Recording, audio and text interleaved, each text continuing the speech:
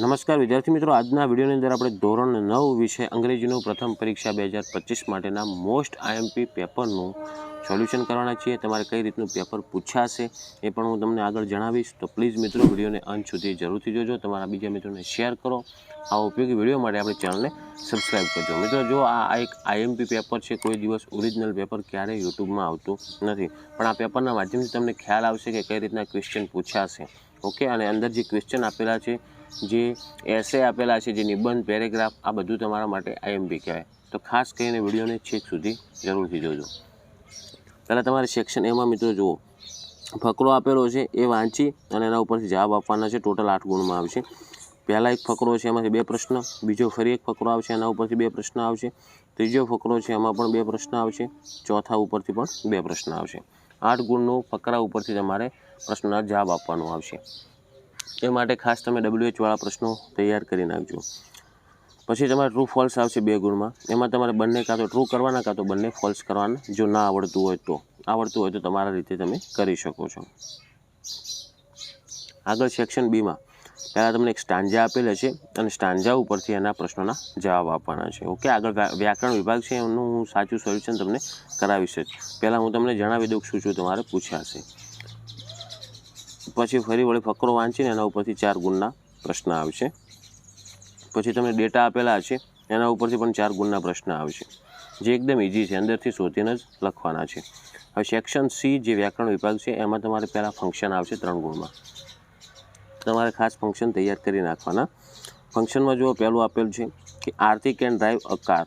તો એ એનું શું બતાવે છે? ક્ષમતા બતાવે છે. તો શોઈંગ એબિલિટી આવે, ઓપ્શન બી જવાબ. 22મો છે ઇઝ અશોક એટ હોમ, મતલબ આપણે પ્રશ્ન પૂછવામાં આવે છે, તો ઇન્ક્વાયરી કરવામાં આવે છે, તો ઇન્ક્વાયરી એઝ નેચર, તો આમાં આવશે 22માં સી. 23મો છે ધે પ્લેડ મેચ, તો તેઓ મેચ રમ્યા. આ એક શું બતાવે? એક્શન બતાવે છે. તેમાં ડી કરેલ છે, ખોટું છે. તેમાં જવાબ આવશે ઓપ્શન એ, શોઈંગ એક્શન. આ એક ક્રિયા બતાવે છે. પછી ફંક્શન જ છે 2 ગુણના ફરી, એટલે ટોટલ તમારે 5 ગુણમાં ફંક્શન આવશે. પણ આમાં હવે તમારે ઓપ્શન ચૂઝ કરવાનું છે કે અહેમદાબાદ ઇઝ ખાલી જગ્યા, તો તમને કાઉન્સમાં આપેલ છે શોઈંગ કમ્પેરિંગ કરતું એનું વાક્ય, તો એમાં સી જવાબ આવે, બિગર ધેન રાજકોટ. 25મો ધીસ ઇઝ ધ પ્લેસ, ખાલી જગ્યા ડિસ્ક્રાઇબિંગ પ્લેસ, તમારે અંદર પ્લેસ બતાવવાનું છે. તો એમાં વિચથી શરૂ થાય, તો બી આવશે, which is my birth place. પછી તમારે પેરેગ્રાફ કમ્પ્લીટ કરવાનું છે. તમને ઉપર કાઉન્સમાં પ્રશ્ન શબ્દ આપેલા એના આધારે. તો જુઓ, Mohan wanted to invent something which gave the tune, તો એમાં પહેલામાં ટ્યુન આવશે, એન્ડ બીજામાં આવશે sound. Okay, tune and sound.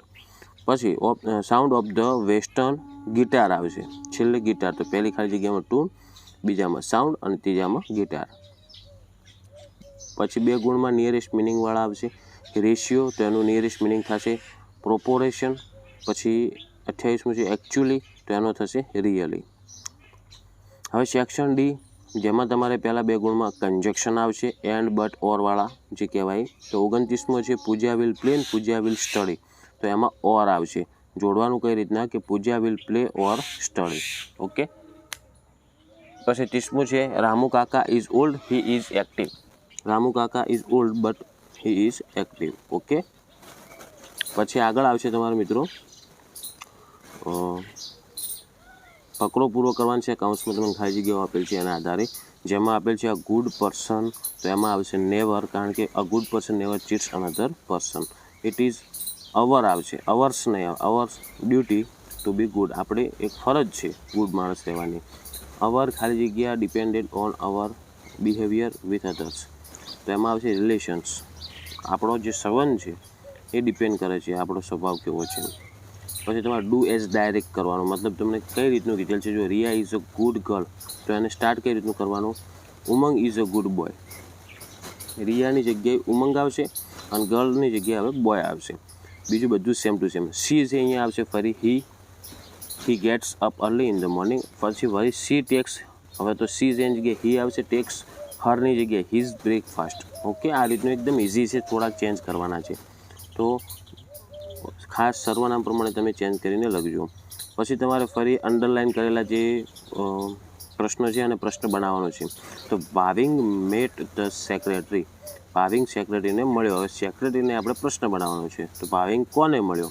તો કોને કહેવા માટે હુમ આવે, તો હુમ ડીડ ભાવિન મીટ? તો ઓપ્શન એ જવાબ થશે. 34મો છે આશા ઇઝ વોચિંગ ટીવી. તો આશાને આપણે પ્રશ્ન બનાવવાનો છે. તો કોણ ટીવી જોવે છે? તો હુ એટલે કોણ થાય? તો બી જવાબ આવશે, હુ ઇઝ વોચિંગ ટીવી. ત્રીજું છે I come to school on my bicycle. હું સ્કૂલે મારા બાઇસિકલ દ્વારા આવી. ત્યારે આ રીતનો એક પ્રશ્ન બને, I come to school on my bicycle. હું મારા સાયકલ ઉપરથી સ્કૂલ આવ્યો. તો એનો જવાબ થશે કઈ રીતના આવ્યા? તો કઈ રીત માટે હાઉ આવે. હવે હાઉમાં 2 પ્રશ્ન આપેલા છે, બધા 3 આપેલા છે. તો જુઓ, આ કાળ જોવાનો પહેલાં કે વાક્યનો અંદર જે ટેન્સ વપરાયેલ છે ને એ છે સાદો વર્તમાન કાળ. તો સાદા વર્તમાન કાળમાં ટુ બીના રૂપ શું આવશે? ડુ આવશે. તો do, how do you come to school? તો એ જવાબ થાય. હવે સેક્શન ઈ રાઇટિંગ વિભાગ છે, મોસ્ટ એમપી છે, જેમાં તમારે પેરેગ્રાફ લખવાનું છે. My best friend, visit to a hospital અને માય વિલેજ. આ 3 છે, એમાંથી કોઈ બી એક પૂછાઈ શકે. તો તમારે આ પહેલાં તો જો તમે એક્સ્ટ્રા તૈયાર કરવાના જ છો, પણ આ ખાસ કરજો. અને પછી તમારે લાસ્ટમાં આવશે ચિત્ર જોઈને એના ઉપરથી 10 વાક્ય લખવાના.